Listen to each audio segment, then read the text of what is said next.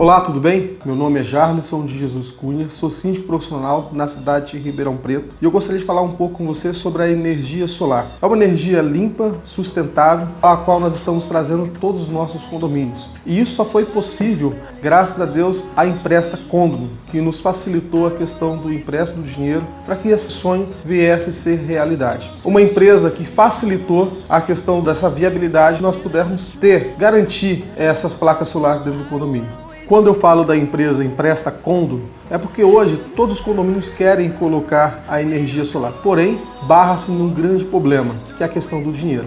Por isso que hoje nós podemos aí contar com a economia e uma geração lá na frente, a qual nós podemos pegar esse dinheiro que nós estamos investindo hoje e transformar tudo isso em melhorias para o condomínio. Estou no condomínio Lar França. Aqui nós implantamos a energia solar, uma energia limpa, autossustentável. E tudo isso só foi possível a Empresta Condom. Está no ar o Condom Fornecedor TV, uma revista eletrônica semanal que vai apresentar histórias de pessoas, empresas e cases de sucesso do mercado condominial de todo o Brasil. No programa de hoje, nós vamos conversar com o Renato Porto, da Atento Portaria, saber um pouco como funciona esse negócio e ouvir um pouco da experiência dele também nesses anos todos de atuação no mercado condominial. Queria agradecer, Renato. Bom dia, obrigado Bom dia. aí pela oportunidade de estar conversando. E queria te perguntar, como é que começou, há quanto tempo tu está no mercado, como é que começou a Atento Portaria? Fala para a gente como é que começou tudo isso. Bom, Moriado, prazer estar com vocês aqui, obrigado pelo convite, parabéns pelo trabalho. A verdade é que a nossa empresa ela começou, nós temos mais de 25 anos de empresa, a família trabalha com segurança eletrônica há muitos anos em Porto Alegre, começou com meu pai. Então, fazendo um trabalho mais corporativo, nem existia portaria remota à época, né? Então, trabalhávamos com CFTV, controle de acesso corporativo, principalmente. Eu iniciei lá, depois saí, fiz minha carreira aí, em outras empresas. E há uns 7 anos atrás, conheci o produto Portaria Remota aqui em Florianópolis e levei para a empresa. Os convidei a entrar nesse segmento com mais força, mais dedicação, focado na portaria remota, né? Então paramos de fazer corporativo em Porto Alegre, trouxemos a base aqui para Florianópolis, passamos 1 ano e meio aí, pelo menos, estudando o produto, aí, visitando algumas outras empresas em outras cidades no Brasil. E acho que era o início também, né? Muita coisa mudando e acontecendo já. Porto Alegre ainda não estava muito forte. Começamos aqui em Florianópolis e estamos aí, estamos trabalhando firme e forte, focados realmente em portaria remota. Achamos por bem também não fazer, por exemplo, visitando algumas centrais, identificamos alguns gargalos aí desse produto, né? Então, por exemplo, fazer alarme residencial, fazer uma coisa mais em escala, optamos por fazer uma coisa segmentada na portaria remota, assim eu consigo dar mais atenção para o cliente e meus atendentes ficam um pouco mais focados no controle de acesso, na portaria em si. E em termos de geografia, hoje tu atende quais regiões? Atendemos Porto Alegre e Florianópolis. Claro que, tecnicamente, hoje a solução permite que eu consiga atender qualquer lugar do mundo aí, né? Então, onde eu tiver um apoio técnico homologado por nós, a gente consegue fazer atendimento. Mas hoje a gente se dedica principalmente a Florianópolis e Porto Alegre. E falando assim de benefícios, o que levaria, né? Quais são os motivos que levariam um condomínio a optar por ter, né, a portaria remota? Fala um pouquinho para a gente como é que funciona e essa migração, essa mudança, como é que ela se dá internamente, às vezes, né, com mais ou menos resistência, mas para quem está nos assistindo entender como é que é essa migração, né, cruzar essa ponte entre o que é físico para o virtual. No primeiro momento, o pessoal pensa na portaria virtual para redução de custos, né? Até a gente, claro que não dá para dizer que não seja esse um dos principais aspectos, mas a gente gosta até de que não seja somente por esse lado, né? Porque a gente sabe já hoje, passado alguns anos aí do produto funcionando, que a gente tem um ganho muito grande de segurança, um ganho de controle de acesso, de tecnologia, até de valorização do imóvel, né? Mas dá para dividir em 2 casos, né, Mural? Então é aquele condomínio que hoje tem portaria física e que tem um custo elevado, em geral, em média, vamos colocar aí mais de R$20 mil, né? Não vou nem entrar no mérito de efetivo de trabalho, mas em relação a custos mesmo. E a portaria remota gera um custo de pelo menos aí 50%, né? Então, num primeiro momento, os condomínios procuram para fazer essa redução de custos E hoje não só isso, o produto evoluindo, como tem evoluído nos últimos anos, condomínios que não tinham portaria física e procuram algum sistema, hoje já tem alguns subprodutos oriundos da portaria remota, como portaria autônoma, virtual, ou propriamente controle de acesso, que tem um custo um pouco mais baixo para esses casos. Explicando para o síndico ou para o morador que está assistindo o programa, quais são essas diferenças, né, conceitualmente falando? Isso aí eu acho que é um dos maiores desafios aí do síndico e nós como vendedores, porque tem muitas empresas que às vezes têm o mesmo produto e usam nomenclaturas diferentes, né? Entendi. Então quando a gente vai fazer um orçamento, a gente sempre pede e orienta o síndico que ele faça um escopo, né, para equalizar os produtos, né? Então aí até região também, São Paulo chama a portaria remota de virtual, aqui não se usa muito o nome de virtual, virtual se usa para outro produto. Mas, em geral, o que a gente, assim, fica fácil de entender? Nós chamamos portaria remota aquela portaria que ela é operada remotamente, né? Então, a portaria remota é o produto mais completo. Ou seja, eu tenho lá uma câmera, tenho um interfone, tenho controle de acesso, pode ser visual, biometria ou tag, e eu tenho um porteiro que está lá sendo supervisionado fazendo essa portaria que eu chamo de remota, operando remotamente. Ele podia estar na guarita, mas ele está numa central.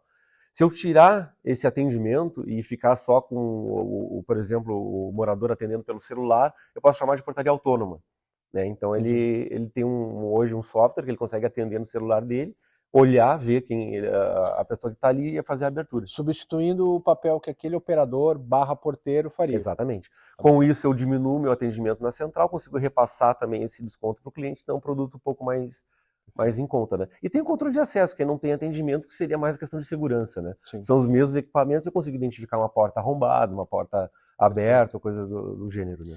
E em relação a investimento, por exemplo, vocês trabalham com modelo de locação, com modelo de compra e venda do equipamento? Fala um pouquinho dessa parte, digamos assim, de hardware, né? De equipamento de imobilizado, vamos pensar assim. A gente sempre, quando faz a visita e faz o orçamento, a gente faz uma primeira projeto para o cliente, aí depende do que o cliente tem, né? Tem clientes que realmente hoje a gente chega, não tem câmera, não tem nada, a gente tem que fazer um projeto para a implantação desses produtos, mas sempre tem alguma coisa que a gente tem que instalar. Nós oferecemos as duas opções, né? Para o cliente pode adquirir os equipamentos ou pode locar, né? Na locação, claro, a gente vai locar, vai instalar, vai ser responsável pela implantação, pela manutenção e reposição dos equipamentos, mas ele tem a opção de comprar. Alguns clientes, lá no início era bem comum comprar, depois entrou muito forte a locação. Hoje eu tenho visto um movimento de alguns condomínios já analisando a opção de compra dos equipamentos. Tá. Bom, falando um pouquinho assim de que conselhos ou que dicas tu poderia dar para aquele condomínio, para aquele síndico que está pensando em fazer essa migração, que pese todas as questões internas para aprovar, mas assim, 3 coisas que tu poderia dizer, olha, pensem nisso, avaliem nisso para dar um apoio aí para quem está pensando nessa possibilidade. Acho que primeiro, o que a gente até comentou antes, que é a equalização do escopo.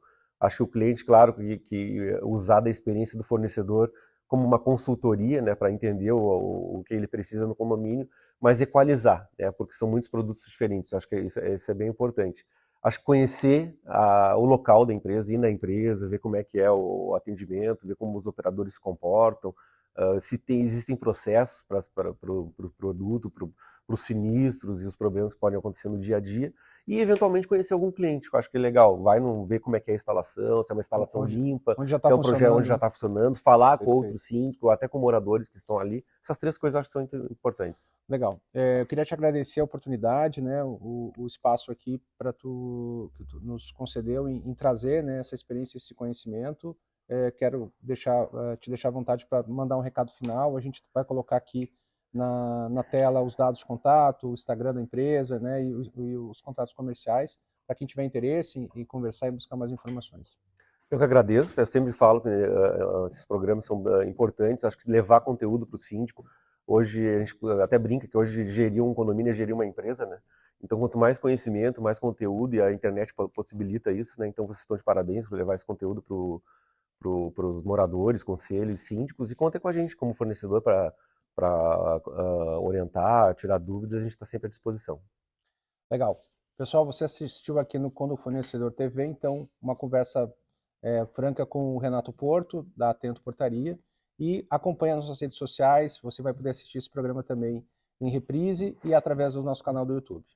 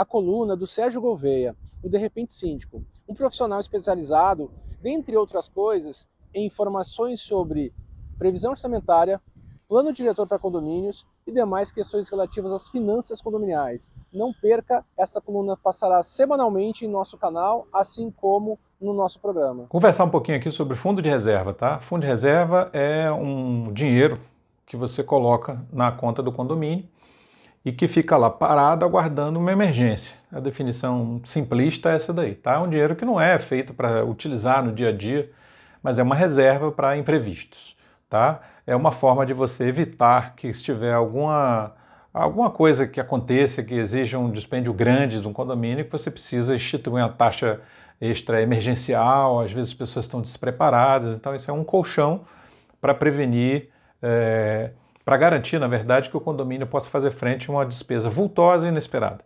tá? Então isso aí é o fundo de reserva, beleza. Fundo de reserva geralmente é aí um percentual, geralmente 5%, alguma coisa, um pedaço pequeno, calculado sobre o valor da taxa condominial. Então, normalmente as pessoas pagam a taxa condominial, mais o fundo de reserva e outras se houver, né? Se tiver uma taxa extra, alguma coisa, enfim. Mas está lá o fundo de reserva. Uma coisa que, não sei se você já parou para pensar, mas assim, existem alguns condomínios onde o fundo de reserva é uma taxa fixa, ela fica lá ad eterno, ele fica para sempre, você está sempre pagando o fundo de reserva. Em outras palavras, você está permanentemente contribuindo para um imprevisto que pode nunca acontecer. Ou que pode acontecer, mas assim, que consuma muito menos recursos do que aqueles que estão entrando. E de certa forma, o que está acontecendo? Você está colocando dinheiro seu lá no fundo do condomínio, que você, como morador, pode ou não se beneficiar disso que você está pagando. Já parou para pensar nisso? Porque imaginemos a seguinte situação. Você decide vender seu apartamento, tá? Tudo que você incorporou ao seu apartamento, as reformas que você fez, as melhorias e tudo mais, assim como as melhorias das áreas comuns, né, do clube, do condomínio, da piscina, do parque, de não sei o quê, tudo isso retorna para você sob a forma de valorização do seu imóvel. Então, quando você investiu nessas coisas todas, quando você for vender o seu imóvel, você vai reaver isso tudo sob a forma da valorização que isso tudo agregou ao seu imóvel. Top, beleza. E o fundo de reserva? Fundo de reserva não. Fundo de reserva, o dinheiro ficou lá. Ficou lá, quando você vender, você pode ter botado 100 mil reais, 200 mil reais, 500 mil reais ao longo do tempo, seja quanto for, não vai voltar nada para você, vai ficar lá. Vai ficar lá, está perdido.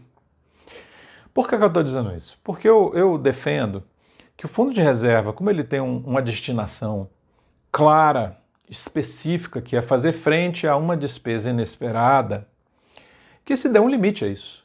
Ou seja, defina, olha, a gente vai continuar contribuindo para o fundo de reserva até esse fundo de reserva atingir um volume X, um valor X. Aí você pode calcular aí, por exemplo, nós fazemos aqui, que é quantos meses de receita. Veja lá, quanto é a sua receita mensal? Pronto. Eu quero que tenha no fundo de reserva o correspondente a 1 mês de receita, 2 meses de receita. Vocês vão definir. Mas enfim, dê um limite a isso, dê um valor, dê um teto para isso. Senão você vai ficar contribuindo.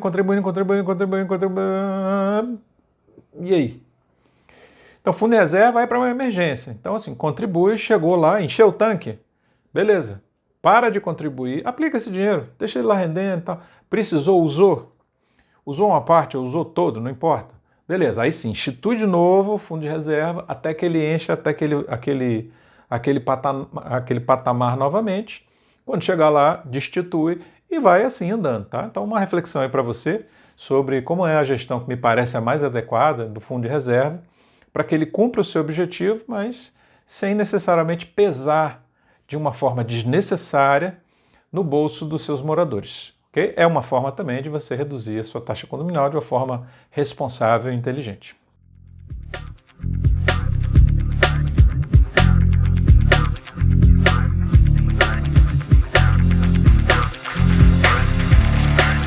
Pessoal, dando sequência então à entrevista anterior, nós vamos falar com o Éder Varela, gestor comercial da Atento Portaria, falando um pouquinho sobre como funciona a área comercial da empresa e trazendo também outras informações relevantes do mercado.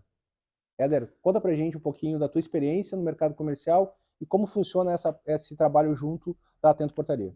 Perfeito, Murialdo. Na Atento Portaria, eu já tenho experiência com o mercado condominial, né, de outras empresas que eu pude trabalhar. E na Atento a gente está desenvolvendo um trabalho nessa área comercial, captando, prospectando novos condomínios, novos síndicos, para poder a gente estar levando a tecnologia da Atento, né. Nós trabalhamos muito na conversa, na indicação de um e outro, porque é um produto que, para você levar para o mercado, as pessoas têm que entender, né, a necessidade, o que ele vai agregar dentro do condomínio. E então essa indicação favorece que a gente possa estar dentro do condomínio e mostrar os nossos diferenciais da Atento Portaria. Me fala uma coisa, imagina que você estivesse falando para o síndico hoje, o que poderia ser um argumento favorável, né, informações importantes para essa tomada de decisão para fazer a mudança para a portaria virtual. Perfeito. Portaria remota. Hoje a portaria remota já não é um bicho de sete cabeças. Todo mundo conhece muito bem o serviço, porque tem muitas empresas dentro do mercado que atuam nesse segmento, né? O que eu vejo que os síndicos hoje buscam com a portaria remota é a redução de custo, né? Hoje a portaria, se ele tem um porteiro físico lá, ele tem, né, uma portaria física, humana lá, ele vê que aquilo tem um custo que talvez não seja pago pelo condomínio. E a portaria remota entra exatamente para poder tentar reduzir esse custo, né? Então, o que a gente leva para o síndico? Ele tem muitas alternativas, muitos tipos de serviço dentro da portaria remota, né? Nós temos a portaria remota mesmo, que é o atendimento feito de forma virtual pela nossa base, né? Nós temos uma portaria que seria, digamos que seja híbrida, né? Onde ele vai ter um atendimento de dois tipos, né? E o controle de acesso, que seria só um controle do perímetro do condomínio, e a gente opera lá eventualmente se tiver algum evento.